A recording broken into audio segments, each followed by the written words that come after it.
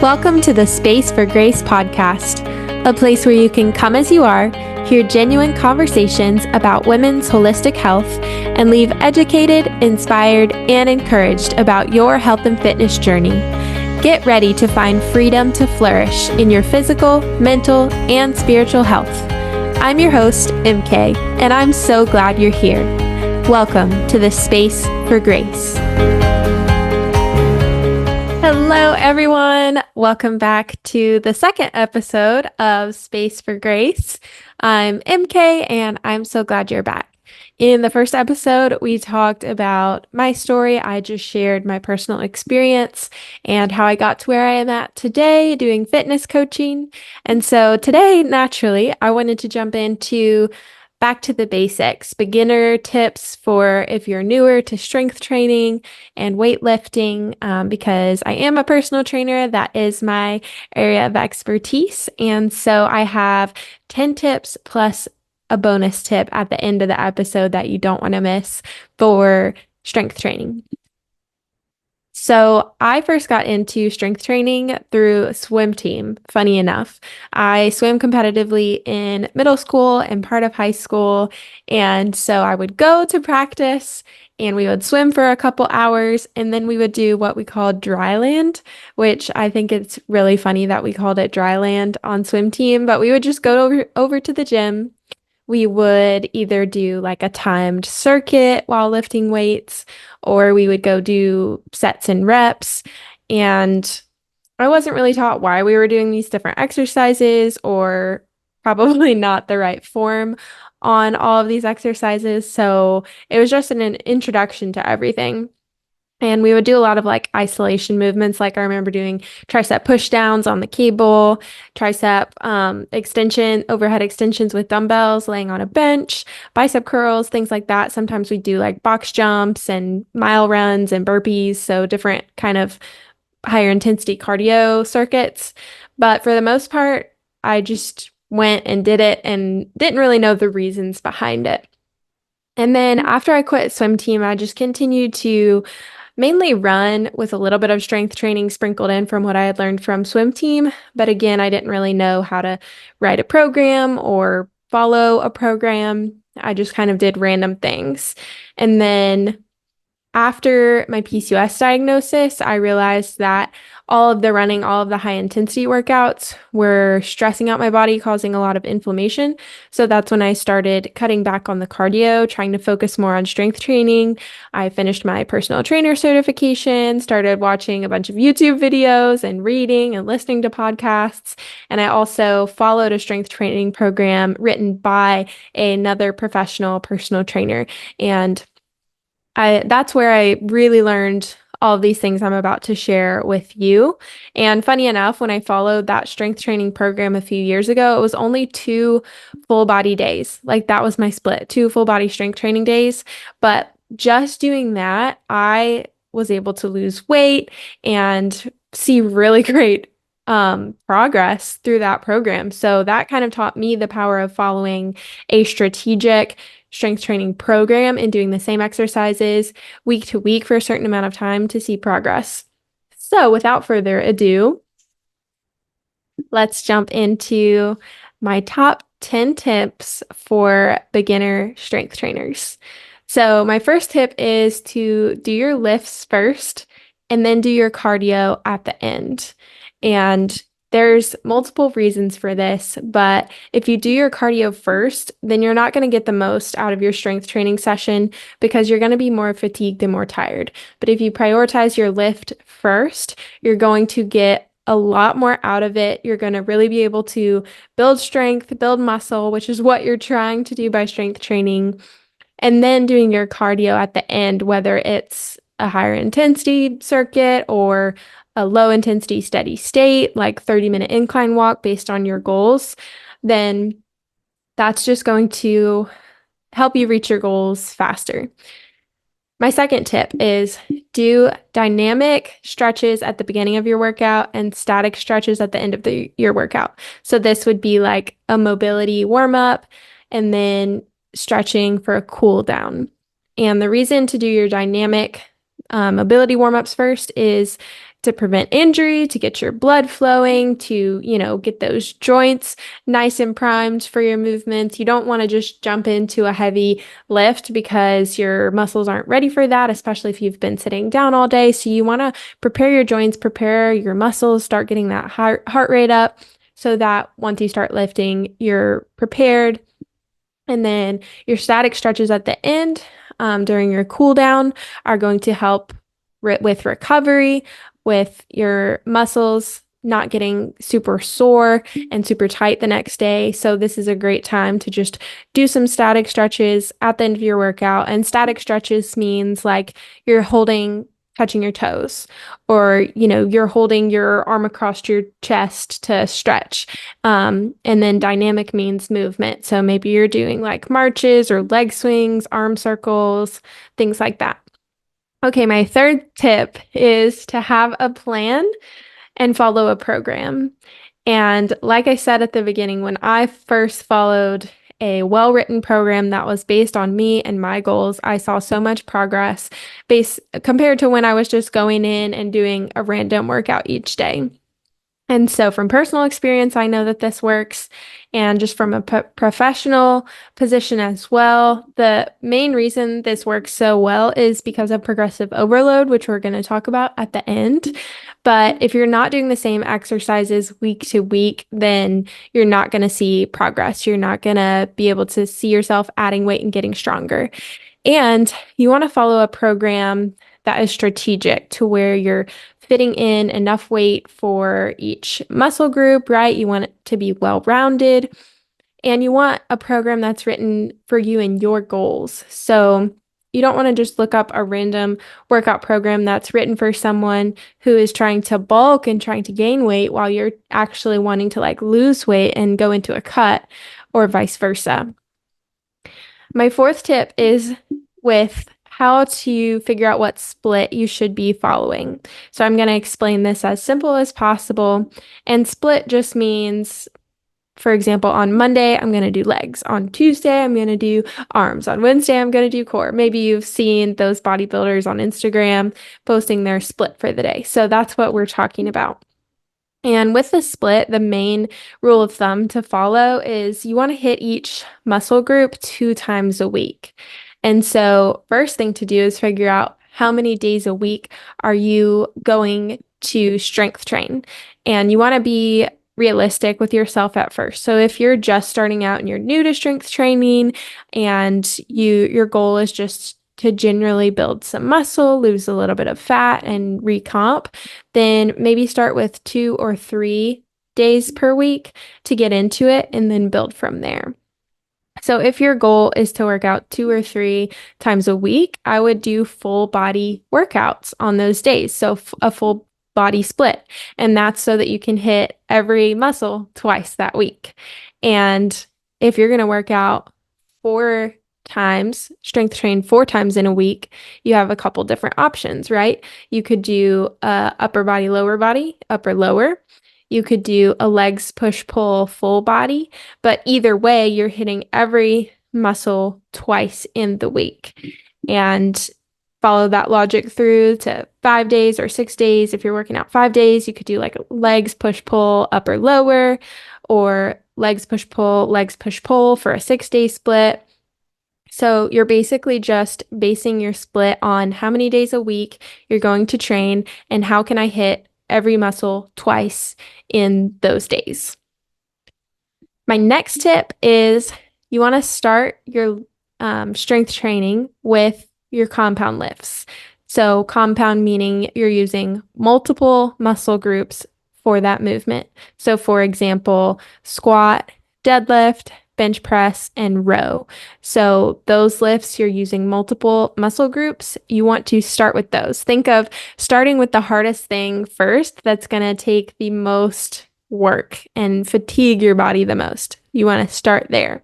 And then after that, you'll move on to your more accessory, and isolation movements. So things like lat pull downs, bicep curls, movements that are only using one muscle group or one muscle.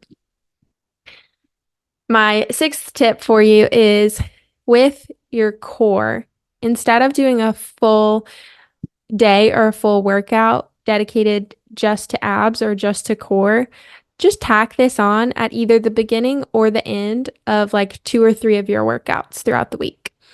So this could look like doing a set of crunches and leg lifts on Monday at the end of your workout. On Tuesday, at the end of your workout, you do some dumbbell plank pull throughs and Russian twists. Friday, maybe you do 1 or 2 more ab exercises or core exercises at the end of your workout. But you can also do these at the beginning of your workout if you feel like you're going to skip them at the end of your workout. So just really whatever is going to make sure that you actually do your core exercises. And instead of doing a full ab workout, just tack it on, like I said, to either the beginning or the end of like 2 or 3 of your workouts per week. Are you a perfectionist struggling with an all or nothing mindset when it comes to your health and fitness? It's time to break free from that cycle. Hi, I'm MK, and I specialize in helping perfectionists like you and me achieve lasting results through small, consistent changes. Let's face it, perfectionism can make it hard to start or stick to a healthy routine. But with my personalized one-on-one coaching, we'll focus on progress, not perfection. Together, we'll create a realistic plan that fits into your busy life and allows for flexibility without guilt. Imagine feeling empowered by each small step forward.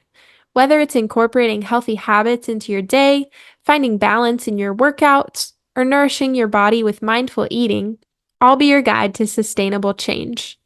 It's time to rewrite the script. Visit www.madisonkatecoaching.com to schedule your interest call and discover how embracing small, consistent changes can lead to big transformations.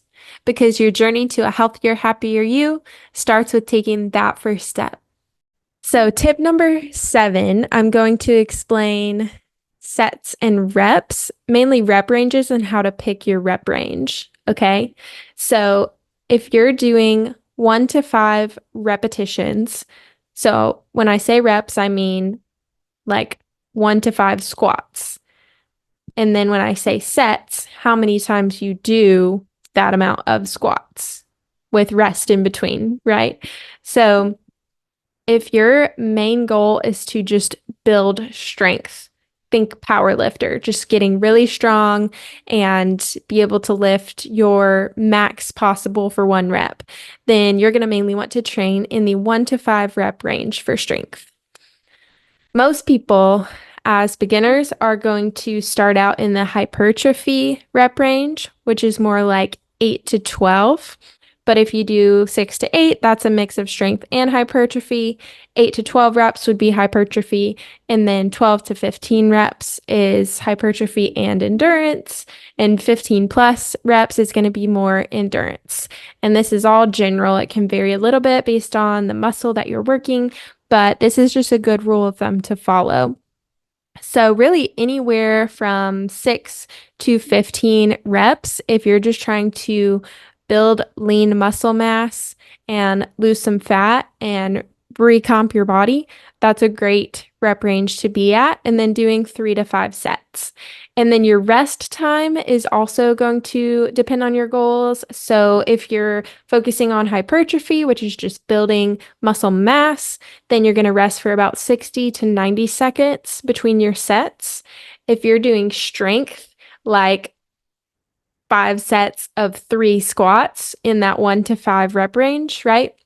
You're going to need more rest because you're working really, really hard. So 2 to 5 minutes of rest when you're doing 1 to 5 rep range is perfect. And then if you're trying to focus a little more on cardio, endurance, mixing that in with your strength training, like maybe you're doing a circuit, you're going to rest for less than 60 seconds between your sets. All right. Tip number 8, to make your workout faster, you can use things like supersets, trisets, circuits, or HIIT if you're doing your cardio. But for strength training, if you're just trying to get in and out of the gym in like 30 minutes or less, do 3 or 4 supersets or do a circuit. And what I mean by superset is you're going to go back and forth between two different exercises.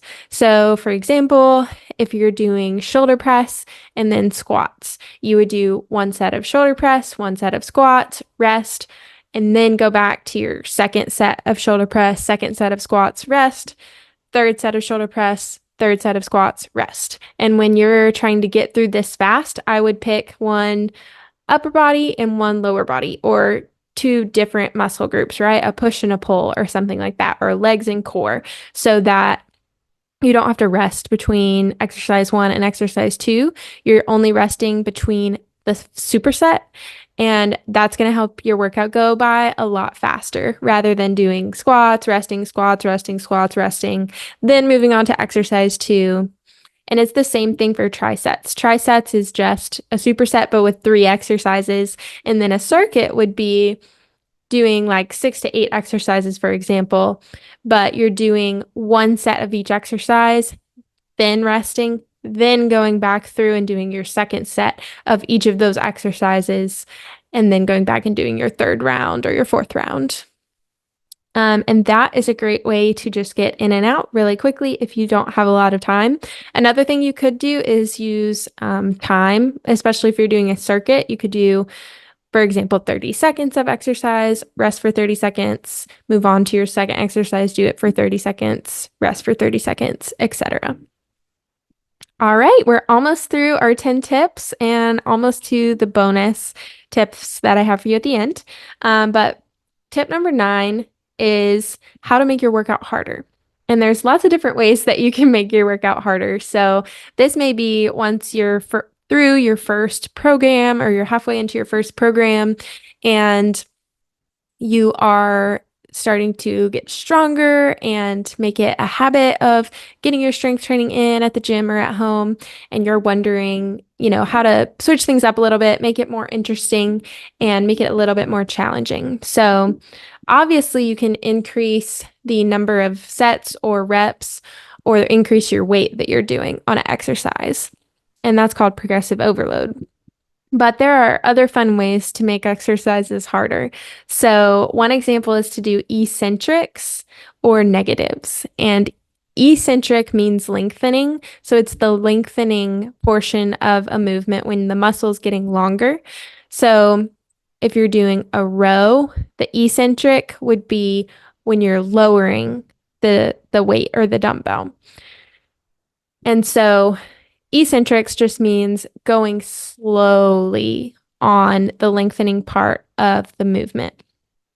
And then negatives is kind of the same thing. If you're doing negative pull-ups, you would maybe start at the top of the pull-up, and then as you are going down, you're going to count to 9 seconds and go as slow as you can on the way down. So you really want to focus on your form when you're doing these and the mind-muscle connection. You always want to focus on form and mind-muscle connection to really get the most out of your lifts.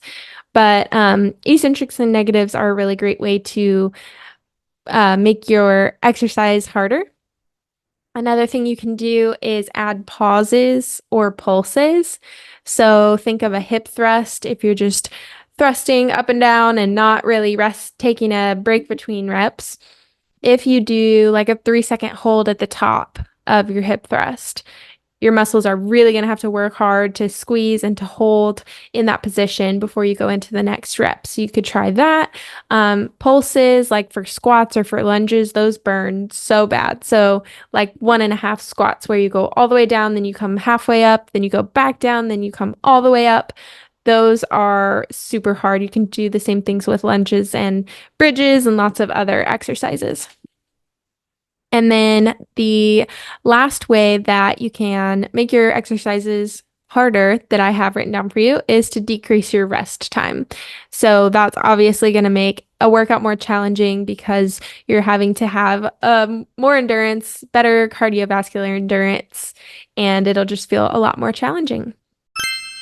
Feeling stuck in your fitness routine and not seeing progress? Don't let frustration hold you back from reaching your goals. The Stronger Collective app is here to unlock a new path to fitness and wellness, combining faith, fitness, and holistic health, this app offers everything you need to thrive. From a wide variety of workout plans to daily inspiration, we've got you covered. Download the Stronger Collective now and invite Jesus into your wellness journey today. Okay, finally, we're going to talk about progressive overload. This is tip number 10. This is probably the most important thing for you to know after you've started lifting and following a program. If you just go into the gym week after week and you pick up the same dumbbells for the same exercise, then you are not going to grow and get stronger. And it is kind of pointless unless we are continually challenging ourselves, because our muscles, when we lift, we create micro tears in our muscle. We're breaking down the muscle. And then that tells the muscle, oh, we have to build ourselves back up to be strong enough to lift those 15-pound dumbbells that we lifted at the gym yesterday. And so that's how our muscles get stronger. But then the next time you pick up those 15s to do your bench press again, if your muscles have built back to be prepared for that and ready for that and strong enough, then they're not going to be torn down to get even stronger. And so that's the principle of progressive overload, is that over time we want to be progressively overloading the muscles. And load equals reps times sets times weight. So in order to increase the load, we want to either increase sets, reps, or weight. And the best way to do this is to have a rep range. So earlier we talked about rep ranges. So if you're really focusing on hypertrophy, building muscle mass, gaining lean muscle mass, you'll probably be in that 8 to 12 rep range. So if your program or your coach gives you the 8 to 12 rep range, then you're going to, for example, shoulder press. Say you just started doing shoulder presses, so you grab the 10-pound dumbbells, and your first time doing them, you're able to get 8 reps. That's awesome. So the way you're going to progressive overload from there is to increase the reps, because you have that rep range 8 to 12. So you're going to work week to week with the 10-pound dumbbells on shoulder press to be able to do 9 reps, then 10 reps, then 11 reps, then 12 reps. Once you're able to do 3 sets of 12 with those 10-pound dumbbells on shoulder press, then you want to add weight. So then the next week, you're going to grab the 12.5-pound dumbbells. And maybe you're only able to do 8, 9, 10 reps with the 12.5 pounds because it's heavier, but that's okay. You want to stick with it and keep using those 12.5-pound dumbbells until you get strong enough to do 12 reps with them, and then increase your weight again. All right. We are all the way to the bonus tips. I'm just going to fly through these and then we will be done. So, first bonus tip, wear flat shoes when you're lifting, or no shoes, especially on leg day. You want to be able to feel the ground with your feet, especially on squats. You want to be able to have balance. And so ditch the chunky Hokas or Asics or whatever. I love my Hokas and Asics for running, but ditch the cardio shoes. Get yourself some Converse or some Vans, or just take your shoes off when you're lifting, and you're going to be able to tell the difference and feel so much better. Breathing. So you want to make sure you're breathing correctly while you're lifting. This is something you might not think about, especially at first, but you're going to want to breathe in on the easier part of the move, or that eccentric, that lengthening part of the move, and then breathe out on the hard part to give you that oomph. So it's called concentric, which is when the muscle is shortening. Think of a bicep curl. Concentric is when you're curling that dumbbell up towards your shoulder. That's when the bicep muscle is getting shorter in order to make your elbow move and your dumbbell come up to your shoulder. So that's when you want to breathe out. That's the hard part of the move, right? And then on the eccentric, you still want to go slow and controlled on the way down, but it's the easier part typically. So that is when you're going to breathe in. So on the curl, exhale, and then on the way down, inhale. And that's what you want to do for pretty much all your exercises. Okay, tuck your pelvis and brace your core. These are cues you're going to hear all the time from your coach or from form tip videos, but you want to make sure you master these two things while you're lifting to protect your low back. So after you breathe in, bracing your core like you're about to get punched in the stomach, and then making sure your spine is neutral, tucking that pelvis in so that you don't have a big arch in your back. So you want to kind of roll that booty down and under, have a straight spine, tucked pelvis, and brace your core. That's how you're going to protect your back during your lifts. So combine that with the proper breathing and the right form, and you're golden. Okay, last thing, if it is a really crowded gym, here are my tips.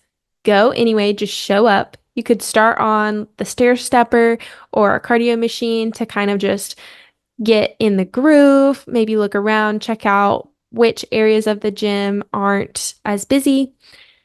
You can wear your headphones, oversized t-shirt or hoodie if you're, nervous to be there or just shy and not feeling it.